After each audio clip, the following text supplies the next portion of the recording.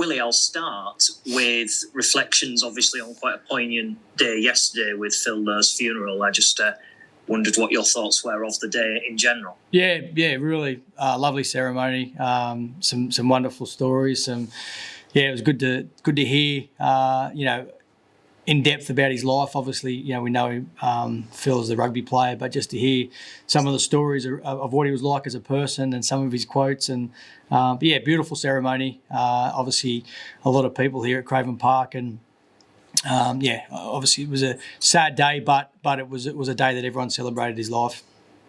Was there any stories in particular that were most poignant to yourself that you had on the day? Oh no, it was just more around how he was as a person and just a couple of his things around. I won't go into it, but he was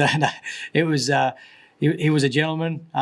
He was a funny man by the sounds of things, and there's no doubt he was a wonderful player. I won't go into too many stories. But in terms of what he was like as a person, he was a quality man by the sounds of things, and we know what he was like as a player. And he'll always leave a legacy at this club. The whole team were there to celebrate his life and staff as well. And it was the least we could do to celebrate his life. It also goes to show, doesn't it, that if you can fill stands at Craven Park for the ceremony, it just shows how touching he was to the community in general. Yeah, he's obviously made an impact in so many people's life. Obviously, he had a lot of friends and family, but it's probably the people that even didn't know Phil so well that turned up, because, as I said, the legacy that will live at this club forever, and the impact that he's had in the community, and being a local boy. So it's not a bad way. I mean, obviously, death is it's awful, but it's going to happen eventually to us all. But to go out the way he did, in terms of the amount of people that turned up to celebrate his life, it was a nice touch. And as I said, some really good stories. There's some laughs, obviously a lot of tears as well. But it was, I'm sure he would have been, really happy with who turned up and the day that he had to send him off. Absolutely. Before we go into team news for Catalans, what are your reflections on achieving yet another Challenge Cup semi-final, third one in a row? Yeah, it's a great. It's the club has worked hard for many years to put ourselves in a position to fight and compete in the bigger games, and we've got another big game coming up. But that's in 5 weeks' time. We've got obviously Catalans, which we want to focus on this week, and there's so much that'll happen between now and Challenge Cup semi-final. But we're really excited about what's ahead, but we're excited about what's ahead on Saturday, going over Catalans. Well, let's have a look at your team news, and the big one actually is from the other side, the opposition. Jordan Abdul, of course, hamstring injury. Can you give us any update on how severe it is at this point in time? I think Catalans will probably be able to do that. He's over there. Have you had no dialogue with them, I take it, then, in that case? No, we've had bits, little bit, but we've heard, but no, nothing. We haven't heard anything. We'll obviously, Dan, our head of performance, will speak to those guys, but I'm not too sure the severity of it. He's got a hamstring issue at the moment, so I'm not too sure when he'll be back.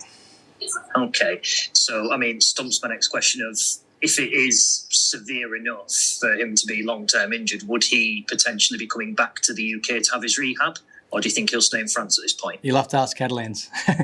He's a Catalans player for this season, so it's out of respect to that. I don't know. That's it. That's the answer. So all I'm focused on is what we've got here at the moment. Jordan's a Catalans player, and I'm sure they'll look after him the best he can with his rehab. No worries. I appreciate your honesty. George King, any update on him at present? Yeah, George he's come on quicker than what we expected, which is great news. He's a possibility for this week. We're not sure yet, so we'll give George to the end of the week to pass everything that he needs to, and then is a possibility of playing this week. If not, it'll be next week. If unavailable, has he still got that chance to maybe bag a ticket on the plane and at least travel with the team?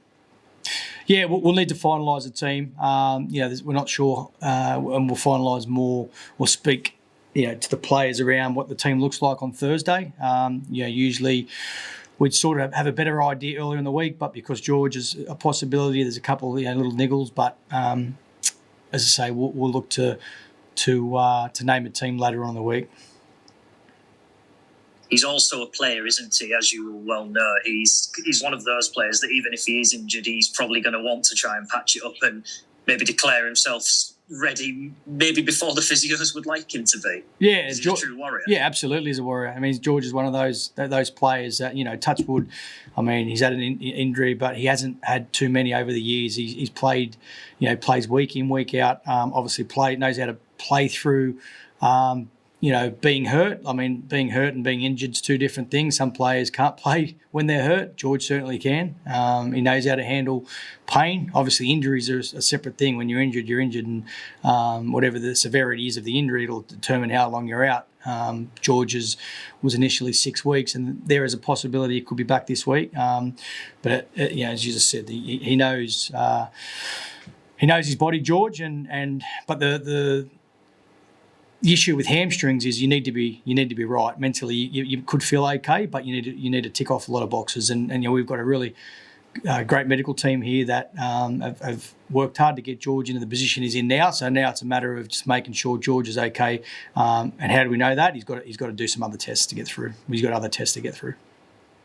Well, we know as well about Sam Luckley's suspension. Oliver Gildart, concussion. Has anything awry come up with him, or is he just on track to go through the necessary protocols as standard? Yeah, no, he's fine, Ollie, so he'll come back into contention this week. Excellent. Anything else that we need to be aware of? Anything that's maybe come up as a surprise following the match against Leigh? No, as I said, there's some niggles and things like that, but nothing to discuss today because at this stage everyone looks okay. Okay.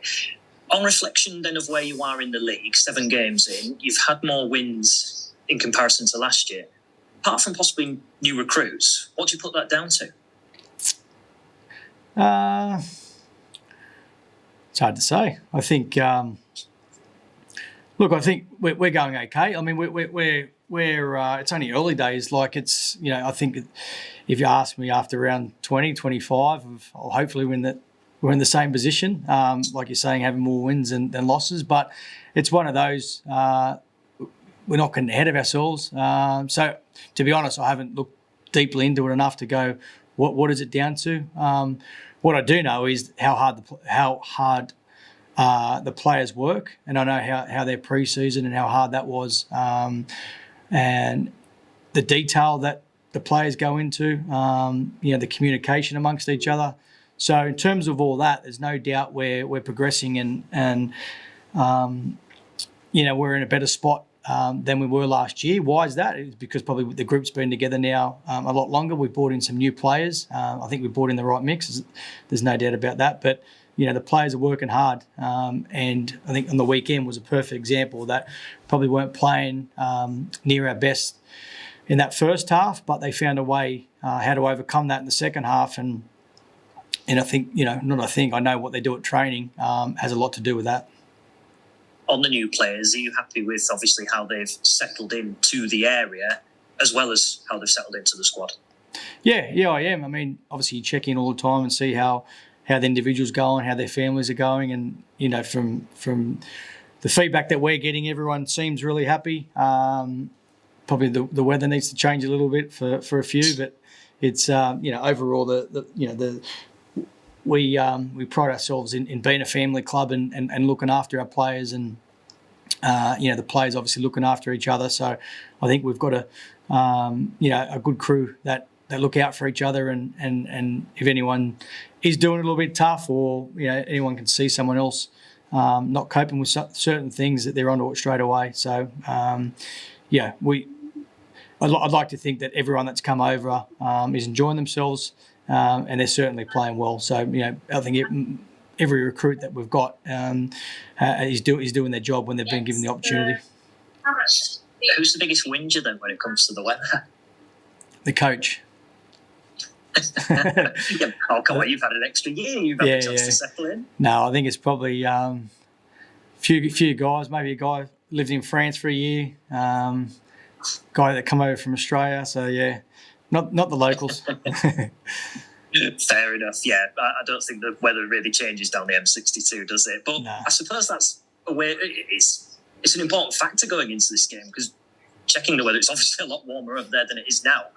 Bizarrely, will that suit you into the style of rugby that obviously you want to adopt more than what we've seen so far this year? Yeah, I mean, ideally, I want us to be able to handle any condition and not worry about weather. I have a bit of a joke around weather and stuff like that, but to be honest, we've never missed a day of training due to weather, and we won't, because you need to be able to play in any conditions. And obviously, going over to France is, it's going to be hotter, but we need to prepare that way, and we need to. Our preparation's important. Does it need to change for certain individuals? Possibly, but again, we'd like to think that prep is similar each week, regardless of where we play, weather conditions, and that type of thing. But you do need to adjust, and certainly we'll have things in place for that. Because you've won so many games, do you feel when you go into these big matches against a team that are top of Super League at present, does it just make things easier? Does it offer more clarity for your players and yourself? Sorry, mate, I missed that start. Just to say that given where you are in the table and you've got this important fixture where they're top, because of your form, does it offer more clarity in terms of how you prepare? No, we prepare the same each week. That's one thing. We had a couple of losses early in the year. We're going to have more, hopefully not too many, but it happens. So, we want to have our prep and our reviews similar in terms of emotion, not getting too high when we win and not getting too low when we lose. And again, our prep's very similar. It doesn't matter who we play. We'll have a similar sort of prep. Naturally, your game plan and your tactics and your technical stuff can change and vary, but we focus a lot on what we can control, and we'll do that again this week. So for us, we weren't over there. We didn't win over there last year, and it's a game that we're really looking forward to because we're talking about improving. We want to improve on last year. That was something that we said early on this year. We want to improve on last year, and I think a good step towards knowing that we have and we are getting better is by going over and putting a really strong performance against Catalans this week. Was it eye-opening for you as a coach, the trips last year to Catalan? Yeah, they're different. What were any takeaways? Yeah, no, I mean the atmosphere totally different, isn't it, to local English game, and it has its own sort of atmosphere, doesn't it? So, but you adjust to that. We the second time we went around, we knew, I knew what it was about. But again, what you do is, if you prepare the same each week and you make the necessary adjustments, accordingly to obviously the trip, then you're okay. If you make drastic changes and your preparation sort of goes up and down, that's when your performances will differ as well. So as I say, it's we're going over a little a night earlier. Players will have time to recover, and we've been over there on the day of the game before, so it'll be good. We've been over there 2 days before, so we believe we've got the right balance to prepare for this game. You've stolen my next question. I was going to ask what the actual schedule was because sometimes teams will fly over on the day and fly back. Why have you decided to go with what you have this time? Yeah, I just think when you look at it, it's difficult because with the airports and flights, and you can't get exactly what you want. But I believe in this case, we've probably got a really good preparation in terms of, I think, staying over the night before is good for the players. I think if you go on the day of the game, and you can still do it, and still win. But if you go on the day of the game, it's a 24-hour trip by the time you wake up in the morning for the players to when they get back home and get in their beds. It's nearly a 24-hour turnaround they've been awake for. So it's not ideal, but again, if you need to do that, and we have to do that, there's no excuse to not go over and win.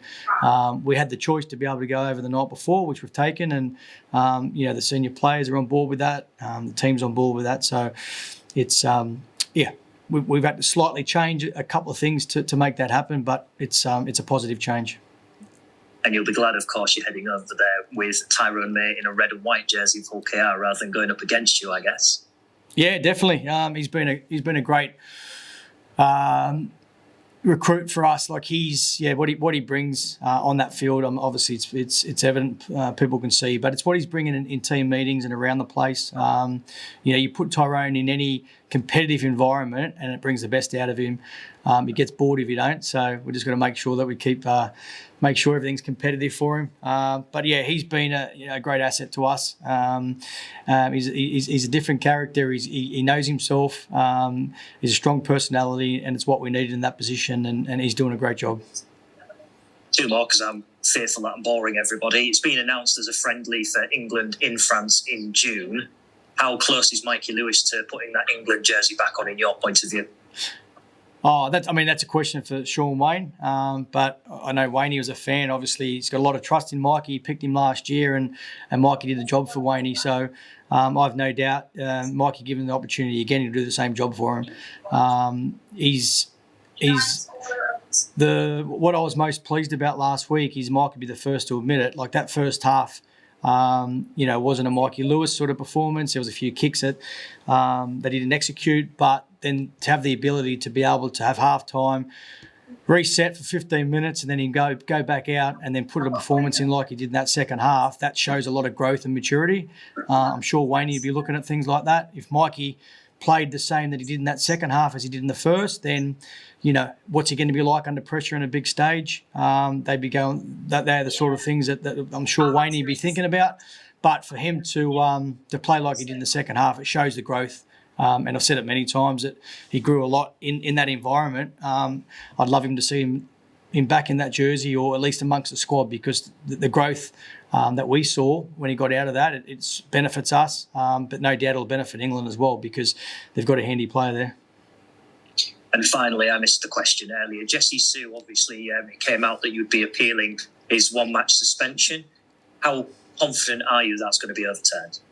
Oh, I mean, you're never overly confident. It's what we believe we've got a strong case, but I'll leave that to the smarter people who are going to act for Jesse tonight. But yeah, as I say, we believe we've got a case here, and that's why we're appealing it. And what is it about the case that is the biggest highlight for you that made you make that decision? I'll leave that for the smarter people. Thanks, Willie. Thanks for your time. Thank you.